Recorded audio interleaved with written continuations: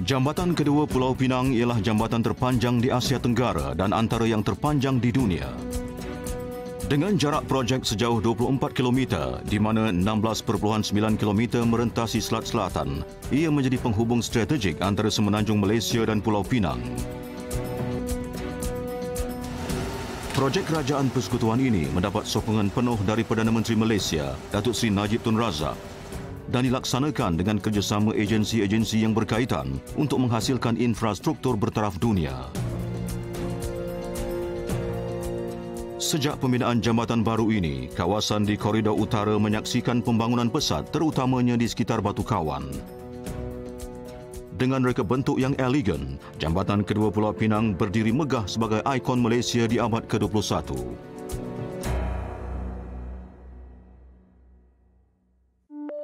Pulau Pinang telah menarik perdagangan dan pelaburan sejak lebih 2 abad lalu. Dikenali dengan gelaran Pulau Mutiara, ibu negerinya Georgetown ialah tapak warisan dunia UNESCO yang kini dikunjungi ramai pelancong dari Malaysia dan luar negara. Sejak tahun 1970-an, ekonomi Pulau Pinang mula melonjak naik.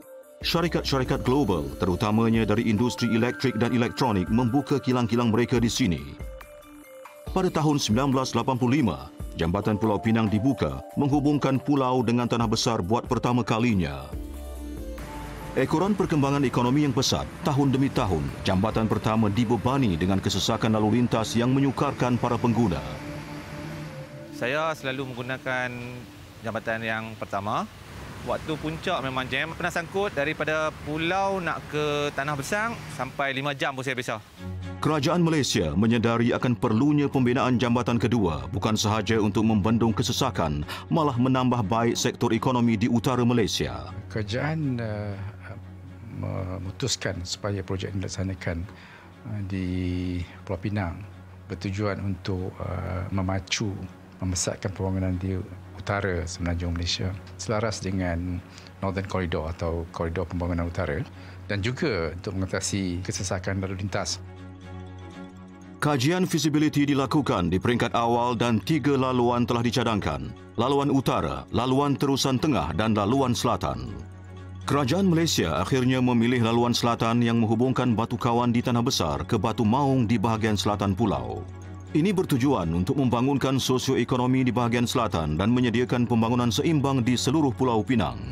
Tempat yang ketiga di selatan membuka ruang pembangunan khususnya di Tanah Besar. Jadi sekarang kita membuka satu kawasan yang lebih luas, memberi peluang pekerjaan, peluang pembangunan, peluang peningkatan nilai-nilai tanah di kawasan itu. Pada tahun 2006, Perdana Menteri Malaysia kelima Tun Abdullah Ahmad Badawi merasmikan upacara pecah tanah di Batu Kawan. Dengan adanya jambatan daripada Pulau Pinang ke seberang perai, ia memberi satu kemudahan kepada rakyat. Bila ada kemudahan seperti itu, jadi pembangunan pun akan juga bertambah. Menyedari keperluan jambatan ini, kerajaan memutuskan untuk membina jambatan dengan reka bentuk kabel penahan dan gegelang ke kotak.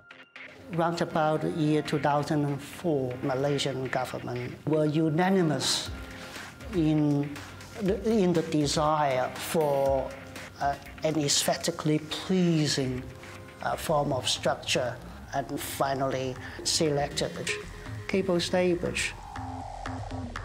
Walaupun pada zahirnya jambatan pertama dan kedua kelihatan hampir sama, tetapi dari segi teknologi dan teknik pembinaan, jambatan kedua ini menggabungkan teknologi yang lebih canggih dan terkini. Pelbagai agensi kerajaan seperti Unit Kerjasama Awam Swasta, UKAS, Lembaga Lebuh Raya Malaysia, LLM, Jabatan Keselamatan dan Kesihatan Pekerjaan, DOSH, serta Jabatan Alam Sekitar bekerjasama untuk memastikan kejayaan projek jambatan kedua Pulau Pinang. LLM di bawah Kementerian Kerja Raya bertindak sebagai agensi pelaksana untuk memastikan projek berjalan lancar. Sementara itu, Jambatan Kedua Sendirian Berhad atau JKSB, sebuah anak syarikat milik Menteri Keuangan diperbadankan, berperanan sebagai pemegang konsesi dan pengurus projek. JKSB diberi tanggungjawab untuk mereka bentuk, membina, mengendali dan menyelenggara projek ini. Tujuan kita ialah mewujudkan sebuah jambatan yang berkualiti tinggi, peranan utama kita sebagai pemaju, mengawasi dan memberi arah tunjuk pembangunan projek ini dari hari ke hari. Bagi projek jambatan kedua Pulau Pinang, dua syarikat pembinaan utama terlibat iaitu UEM Berhad, sebuah syarikat tempatan dan juga Czech Construction Malaysia Sdn Bhd, sebuah syarikat dari China. UEM membina superstruktur rentang 7 sementara Czech pula ditugaskan membina substruktur dan rentang navigasi utama. Kita menggunakan Czech, Chinese Harbour Engineering Company untuk membuatkan substructure tu dan juga buat cable stay tu, dan mereka merupakan antara kontraktor yang baik, terkenal di peringkat antarabangsa, dan daripada itu memberi peluang kerjasama antara jurutera kita dan jurutera negeri China. Ia adalah kerjasama teguh di antara dua negara dalam bidang kejuruteraan dan pembinaan. Saya juga beri peluang kepada mereka juga untuk mengambil bahagian sama-sama nak binakan jambatan ini, dan kerjasamanya adalah baik. Semasa pembinaan jambatan ini, pasukan pembina berdepan dengan cabaran disebabkan ciri tapak yang pelbagai. Oleh itu, 3 jenis cerucuk telah dipilih untuk lokasi-lokasi yang berbeza di sepanjang jambatan ini. Cerucuk gerek atau board piles digunakan di rentang navigasi utama untuk menyokong berat di 4 tiang utama. Ia ditanam sedalam 127 meter di bawah permukaan laut dan antara yang terdalam di dunia. Kajian dilakukan untuk memastikan keupayaan cerucuk bagi menampung jambatan. Antara ujian terpenting ialah ujian statnamik yang terbesar di dunia. Lebih daripada 5,000 cerucuk berpintal digunakan di rentang 7. Cerucuk berukuran di antara 56 hingga 69 meter ditanam ke dasar laut menggunakan mesin penghentak cerucuk terbesar di dunia. Semasa pembinaan, proses pengorekan dijalankan kerana mendapan dataran lumpur kera yang cetek. Ini memudahkan kerja-kerja pembinaan berjalan lancar. Sistem penapis pendapan digunakan untuk mengawal proses pengorekan selut supaya tidak menjejaskan alam sekitar.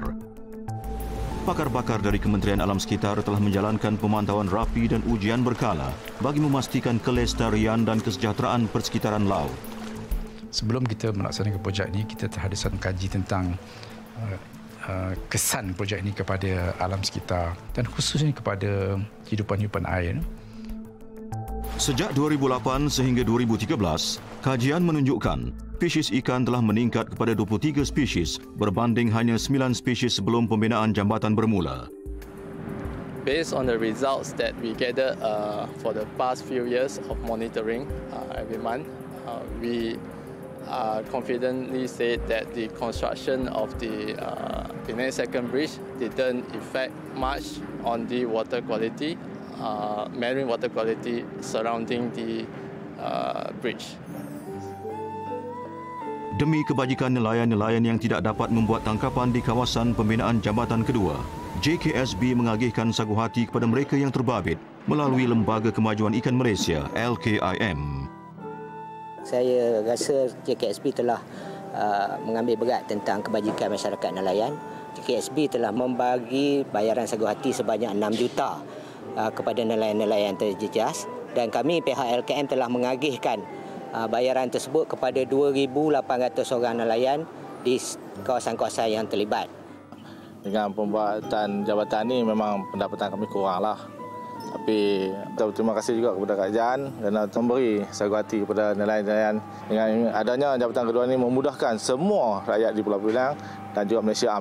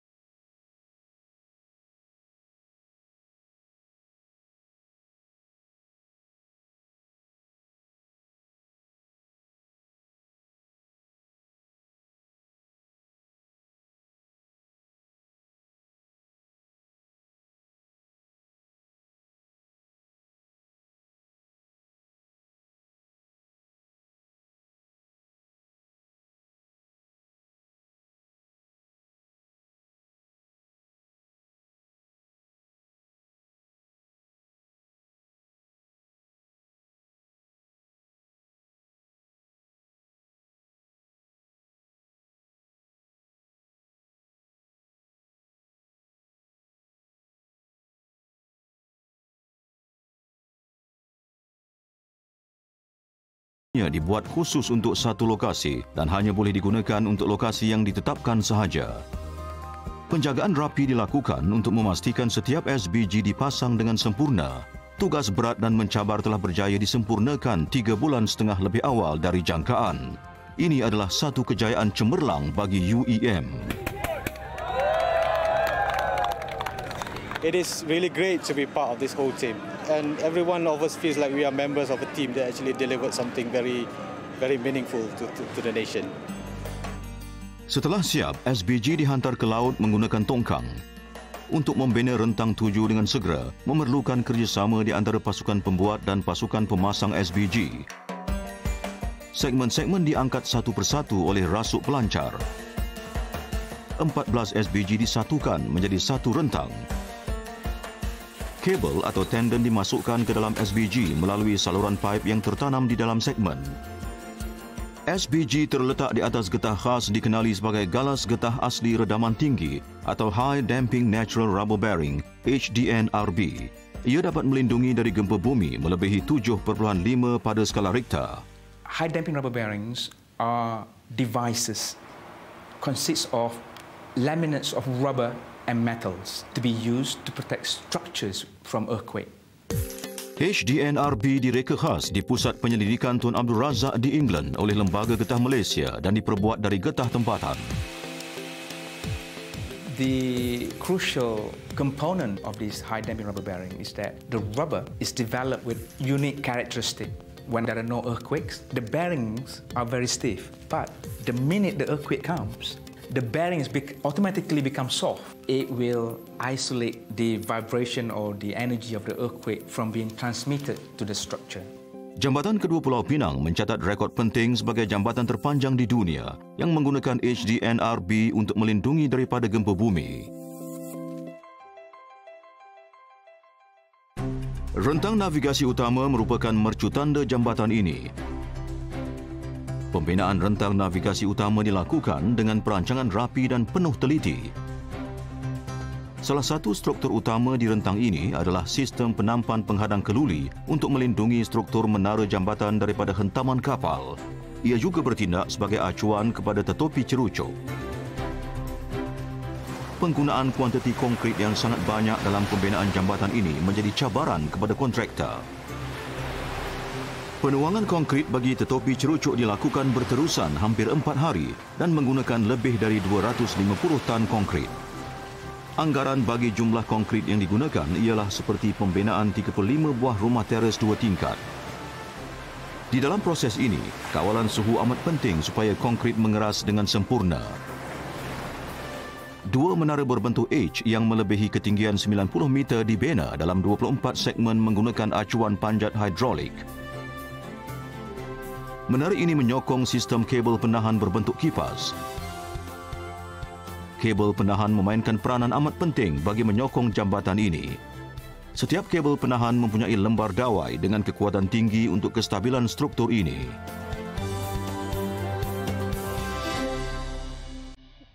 The stay cables, they support the girder, but the load has to be transferred somewhere. So the girder load, traffic load, wind load, and other kind of loading, they are transferred via the stay cable to the pylon, and from the pylon to the ground. Untuk keseimbangan pembinaan, ianya dibina pada kedua-dua arah serentak. Setelah segmen dek siap, kerja penyambungan kritikal di rentang navigasi utama bermula. Penyambungan memerlukan kejuruteraan yang tepat. Data terperinci diambil, diperiksa dan dipastikan pada setiap peringkat. Proses pengkonkritan terakhir dilakukan di waktu malam, semasa suhu lebih rendah. Satu majlis kesyukuran diadakan sempena penyambungan rentang navigasi utama. Kejayaan pasukan Czech ini disambut meriah dan diserikan dengan pertunjukan bunga api. We are holding the closure ceremony for our Cape Stay Bridge. Personally, I'm very much excited and also very proud that we finally can close the bridge. We can share with Malaysian people, our team, amidst this magnificent moment. Pada 30 April 2013, Perdana Menteri Malaysia ke-6 Datuk Seri Najib Tun Razak bersama Tun Abdullah Ahmad Badawi meraihkan penyambungan rentang navigasi utama. Kunjungan Perdana Menteri ini cukup bermakna buat pasukan pembina dan memberi suntikan semangat kepada mereka yang terlibat. Datuk Seri Najib Tun Razak menjadi pemimpin pertama negara yang menggunakan laluan jambatan kedua Pulau Pinang. Jambatan ini direka bentuk untuk jangka hayat operasi selama 120 tahun. Untuk membina jambatan bertaraf dunia, JKSB memastikan ia mengikut piawaian tertinggi dan pemantauan terperinci. Antara agensi yang terbabit ialah Juru Audit Negara dan Jabatan Keselamatan dan Kesihatan Pekerjaan (DOSH). Khidmat pakar-pakar antarabangsa digunakan untuk membuat penyeliaan pada setiap proses pembinaan. Safety is the most important thing, making sure the design is safe for the general public, and that's really fundamentally where the independent engineer comes in the first place. We did our own completely independent calculations and analysis of the bridge to make sure that everything was going to be safe and durable, and through that process I'm very confident that the bridge will be safe in service. Panjang keseluruhan projek adalah 24 km yang mana 16.9 km berada di atas air. Bagi menghubungkan jambatan dengan lebuh raya utara selatan, jalan raya baru sejauh 7 km telah dibina. 3 syarikat Malaysia iaitu Cergas Murni Sendirian Berhad, IJM Construction Sendirian Berhad dan HRA Teguh Sendirian Berhad diberi tanggungjawab membina lebuh raya baru dan 3 persimpangan. Untuk projek ini, kualiti piawaian tertinggi diaplikasikan bagi endapan tanah yang tidak pernah dilakukan sebelum ini di Malaysia. Pelbagai kaedah pengukuhan tanah digunakan, antaranya saliran menegak pasang siap, PVD, kolam batu dan benteng bercerucuk. Ini perlu dilakukan untuk mencapai endapan tanah pada kadar serendah 50 mm dalam masa 20 tahun. Pencapaian ini adalah selaras dengan Indeks Kerataan Jalan atau Road Roughness Index di negara-negara maju. Dengan penetapan kualiti tertinggi ini, pengguna akan merasakan perjalanan yang sangat selesa. Untuk projek ini, terdapat 2 tol, Plaza Tol Jambatan Kedua Pulau Pinang dan juga Plaza Tol Bersepadu Batu Kawan. Kedua-duanya dibina menggunakan bahan binaan yang lestari dan teknologi hijau untuk mengurangkan impak ke atas alam sekitar. Berdasarkan Indeks Pembinaan Hijau atau Green Building Index, Plaza Tol Jambatan Kedua Pulau Pinang diiktiraf Platinum, manakala Plaza Tol Bersepadu Batu Kawan diiktiraf Emas. Projek ini juga telah diiktiraf dengan anugerah antarabangsa Green Apple Award pada tahun 2013. Kita tak nak kompromikan isu alam sekitar.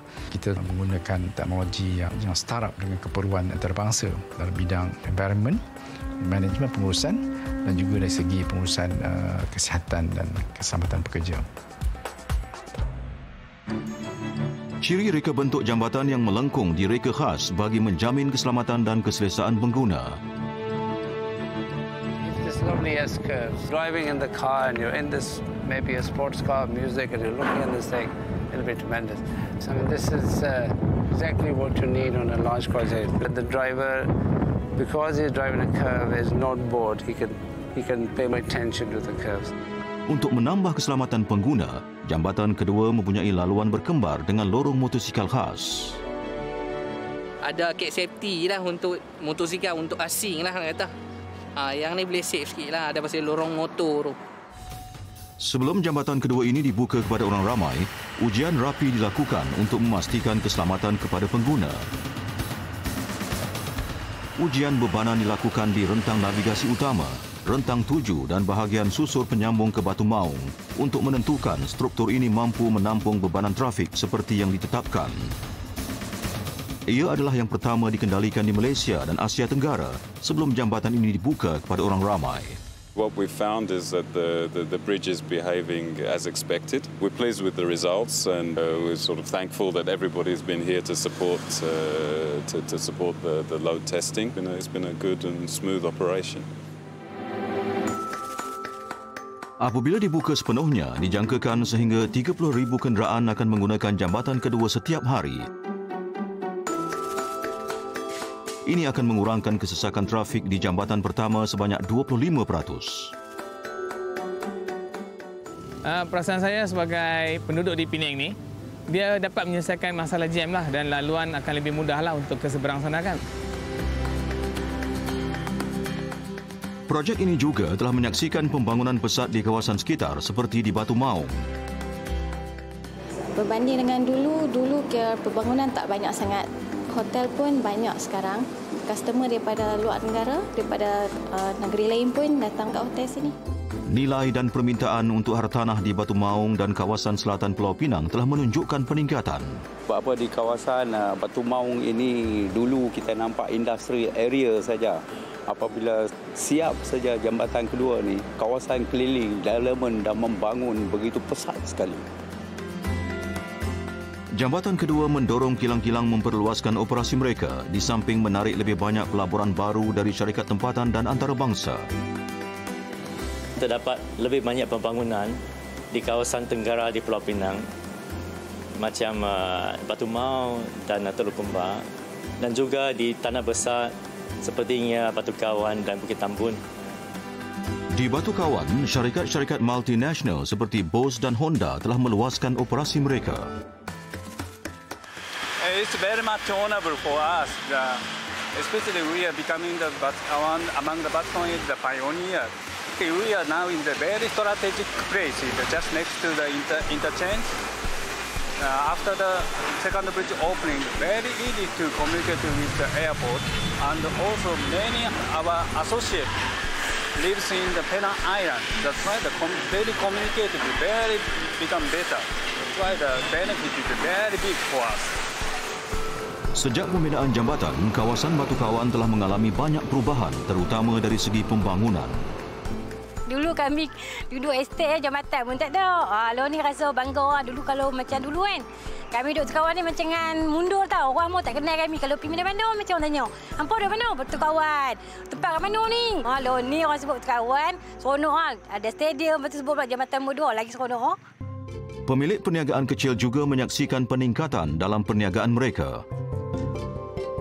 Okay, dalam masa setahun dua ni, bisnes perniagaan akak semakin baguslah dan semakin maju.